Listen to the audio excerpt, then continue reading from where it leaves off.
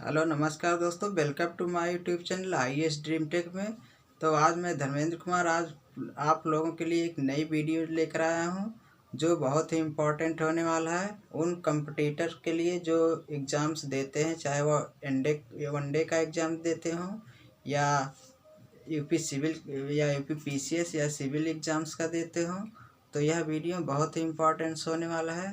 तो वीडियो शुरू करने से पहले आप लोगों से रिक्वेस्ट है कि प्लीज़ चैनल को सब्सक्राइब और वीडियो को अंत तक देखें। अच्छा लगे तो लाइक और शेयर ज़रूर कीजिए। तो चलिए वीडियो स्टार्ट करते हैं। तो आज का जो टॉपिक है वह भारत के इंडियन पॉलिटी से लिया गया है। इंडियन पॉलिटी का खंड है फंडामेंटल राइट्स। फंडामेंटल राइट्स मूल अधिकार। फंडामेंटल राइट्स का मतलब है मूल अधिकार। जो भारत का संविधान हमें मूल अधिकार देता है उसको हम कैसे यूज करते हैं और वह कितने प्रकार का होता है और यह जो है कैसे हम पे लागू होता है। इस वीडियो में तो सब डिस्क्राइब करूँगा मैं। तो चलिए, जो फंडामेंटल राइट्स है यह भारत के संविधान के पार्ट 3 में इंक्लूड किया गया है और डील करता है 14 to 35 आर्टिकल्स। और इस पार्ट को मैग्ना कार्टा भी बोलते हैं। और फंडामेंटल राइट्स जो है USA के संविधान से लिया गया है।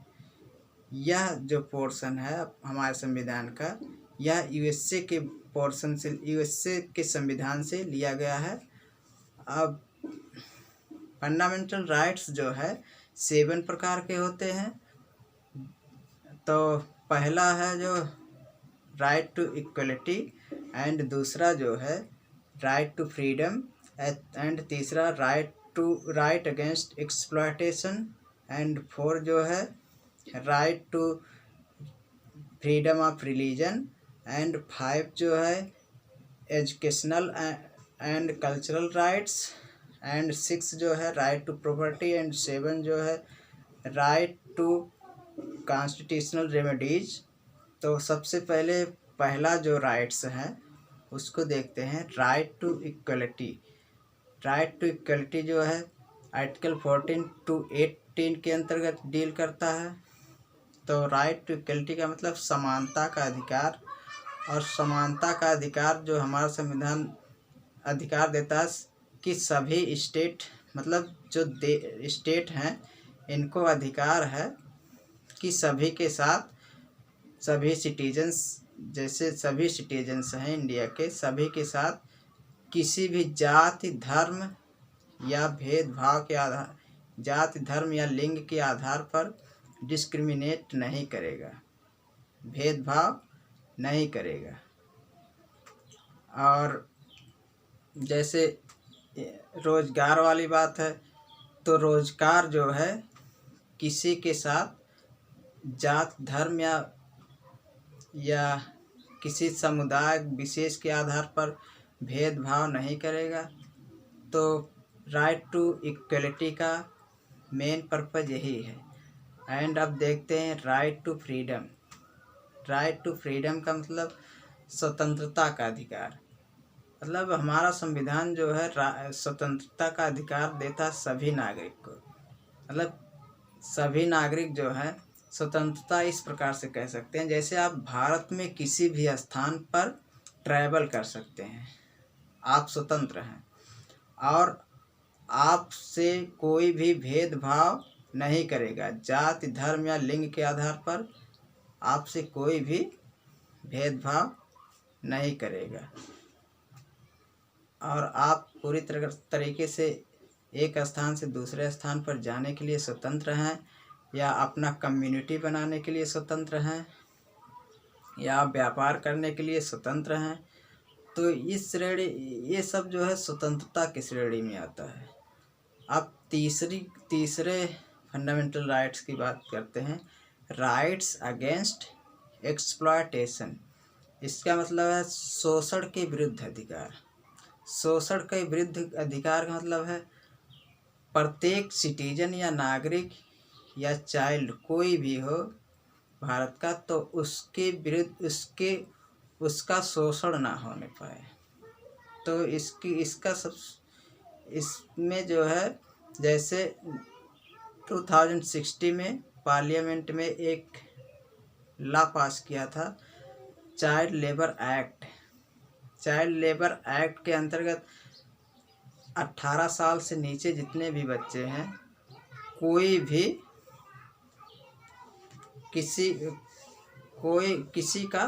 कोई भी शोषण नहीं करेगा, किसी को रोजगार नहीं देगा, किसी से काम नहीं कराएगा। इस तरीके से जो व्यवहार है, या राइट अगेंस्ट एक्सप्लॉयटेशन के अंतर्गत आता है।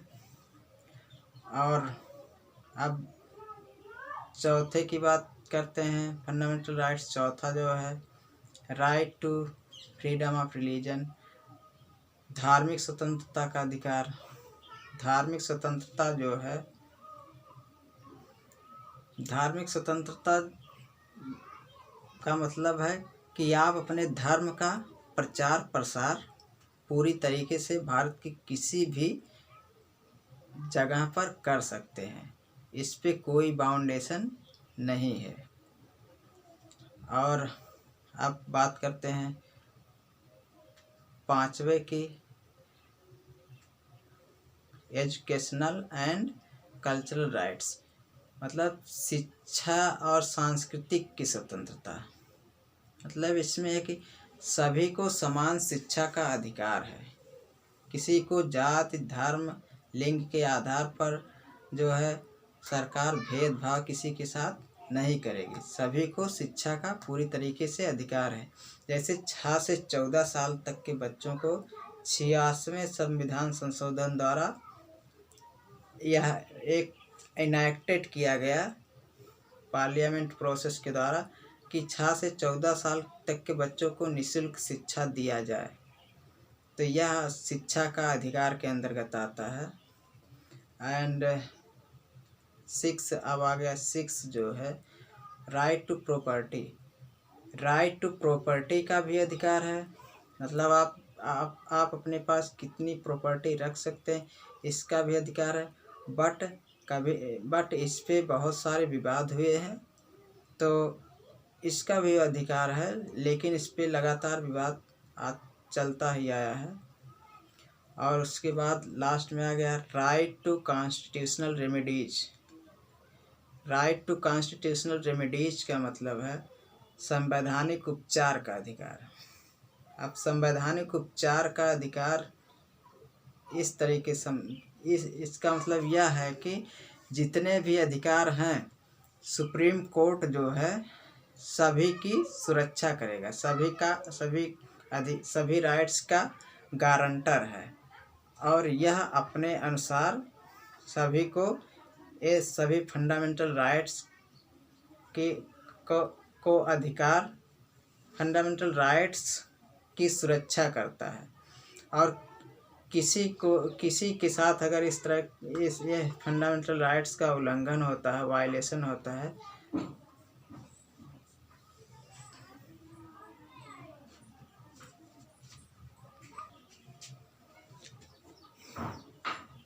तो इस तरीके से फंडामेंटल राइट्स जो है हमारा अधिकार दिया है भारत के सभी सिटीजन्स के लिए।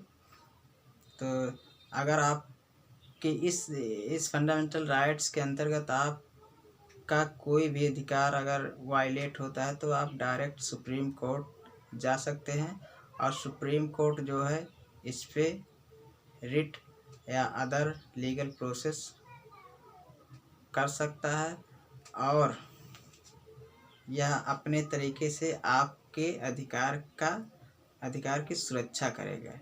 इसीलिए सुप्रीम कोर्ट जो है यह गारंटी देता है। So Supreme Court is also called as fundamentals guarantor. Thanks for watching my YouTube channel. जय हिंद।